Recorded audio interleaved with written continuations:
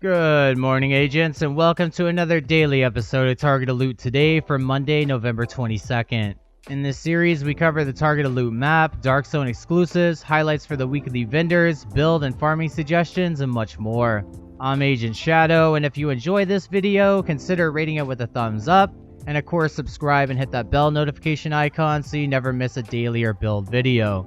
And remember to comment below if you have any questions, otherwise let's go ahead and get this video started. Alright, agents, so starting off with the Dark Zone highlights and vendors, the only thing I really recommend before the vendor resets today is maybe pick up the Cold Relations SMG and the Clan vendor.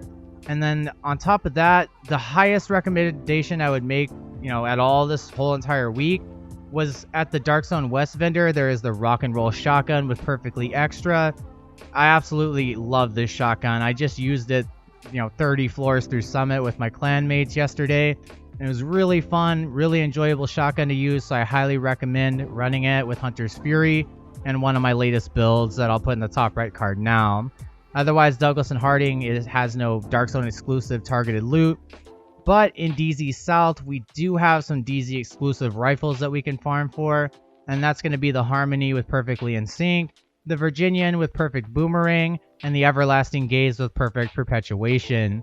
The Virginian is amazing for headshot damage builds and rifle builds, and the Harmony is good for any skill build because Perfectly in Sync can double your weapon damage and skill damage all the way up to 40% skill damage and weapon damage. And then lastly, we got Wyvernware over here at DZ East. So the DZ exclusive here would be the Claws Out holster. That comes with 500% melee damage and 10% pistol damage all in one holster. So that's also highly recommended farming for today. Alright, agents. So now we're over here on the north side targeted loot highlights, and MMRs at Camp White Oak, definitely worth farming for if you're looking for a good headshot damage build and you need a good weapon for it. That's going to be the Mantis exotic. That one's the best for the headshot damage builds. Although you can get the Nemesis, you're going to have to complete the quest first and get the blueprint from Grand Washington Hotel when it's invaded. And of course that was last week, so for anyone that got that last week, definitely worth using the Nemesis, but I think the Mantis is still the best for the headshot damage builds. Otherwise, you can get a named MMR. The best ones would probably be the White Death, and then of course the Ekim's Long Stick with Perfect Ranger. We got gear system mods at Coney Island Ballpark. Just run this on Heroic if you're trying to get God rolled mods. Otherwise, you can run legendary gear system mods over at Summit. We got masks over here at Coney Island Amusement Park. So 2 exotic masks you could farm for, which would be Coyote's mask and the Vials mask. Otherwise, the named mask that you can get in the light zone is unfortunately in the dark zone today. So just farm here for it today. That's going to be the Punch Drunk mask, and that gives you 20% headshot damage baked into it. And it goes great on an all high-end headshot damage build. That is without aces and eights, of course. Grupo Sombra, 1 piece for DPS builds and 2 pieces for explosive skill damage builds. Kinley College is open for just today, and then it's closed for I think 2 weeks after this. And then of course Summit, you pick your own targeted loot. So let's go check out what we got on the west side. Alright, agents, over here on the west side, starting off with the gear sets, we got Hunter's Fury at Potomac Event Center. Now this is definitely worth farming for, and it's kind of difficult to get some of the pieces for my ultimate DPS hybrid build, because it always drops with weapon damage. I've never seen it drop with an armor roll. So usually you want to run this with SMGs and shotguns only. I have multiple build videos. I'll put an example in the top right card now.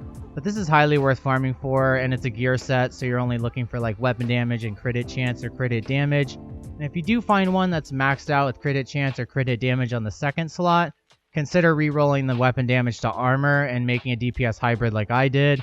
That's how I've found Hunter's Fury to be utilized the best. And then last gear set on the west side would be at DCD HQ. Future Initiative is a healer build gear set. But remember, the chest and backpack are Iron Horse raid exclusives.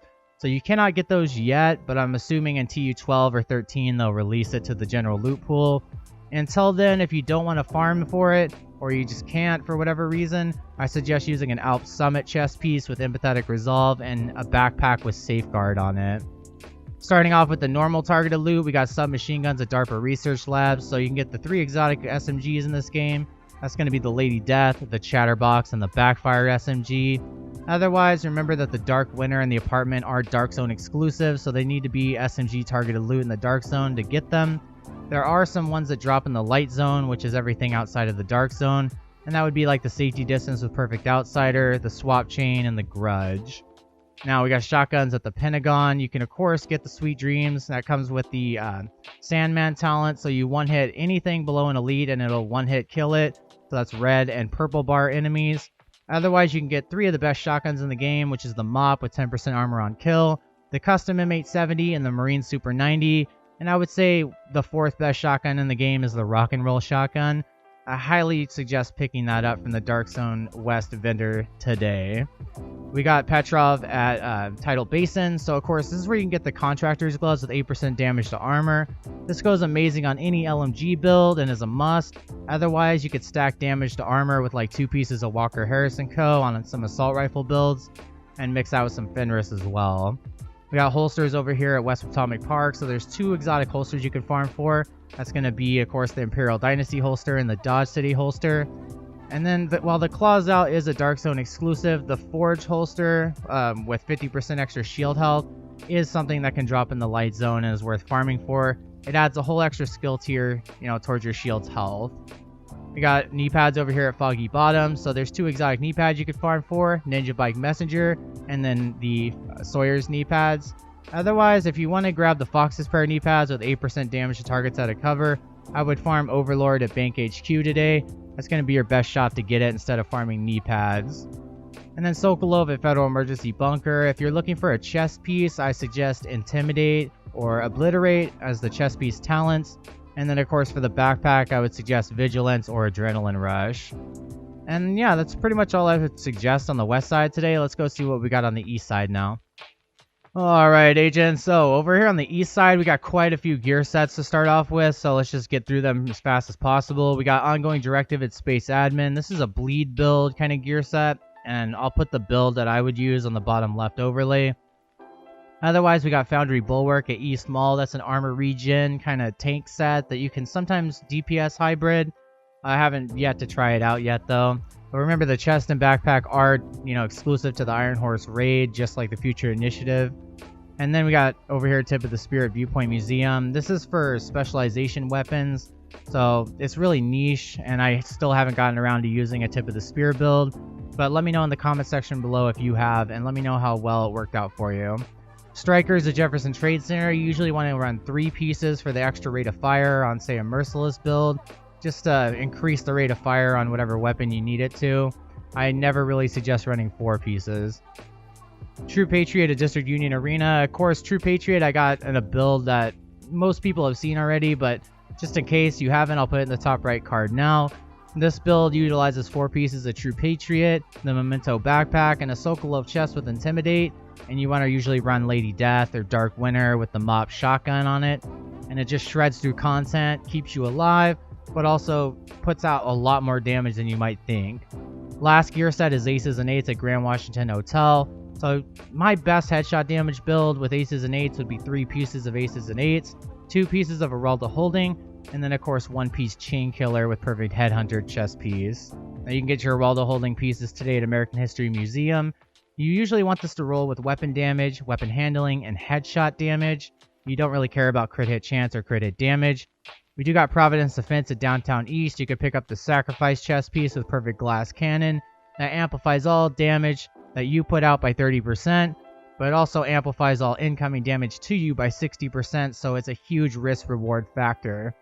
We got light machine guns at Judiciary Square, so the 2 exotic LMGs you can farm for is going to be the Bullet King and the Pestilence. I personally like the Pestilence more because of the damage tick that it gives you. The Bullet King, I think base damage needs to get buffed up more. Otherwise, I'll give you some named LMGs in the bottom left overlay right now to check out that are really worth it. I personally really like the Carnage and the New Reliable. We got chess pieces at Capitol Building. There's 2 exotic chess pieces in this game, the Tardigrade and the Ridgeway's Pride. Remember though, you got to complete floor 100 to get the project for Ridgeway's Pride. And then of course you got to complete the project to actually craft it over here at the White House. And then lastly, we got assault rifles at Southwest. Now remember, the exotic Chameleon is highly worth farming for. You can even throw it on the True Patriot build I mentioned before, Just swap out the Sokolov chest for a Fenris, and it's the same, but you're using the Chameleon instead of the Lady Death or Dark Winter. Otherwise, I would recommend one of the best assault rifles in the game, which would be the FAMAS, the military AKM, and then of course the Carbine 7 and a Police M4. There are some named assault rifles that you can pick up. I would highly suggest the Mechanical Animal of Future Perfection, the Maniac, and then the Burnout named FAMAS. Alright guys, let's go check out what we got over in the New York City Target Loot area.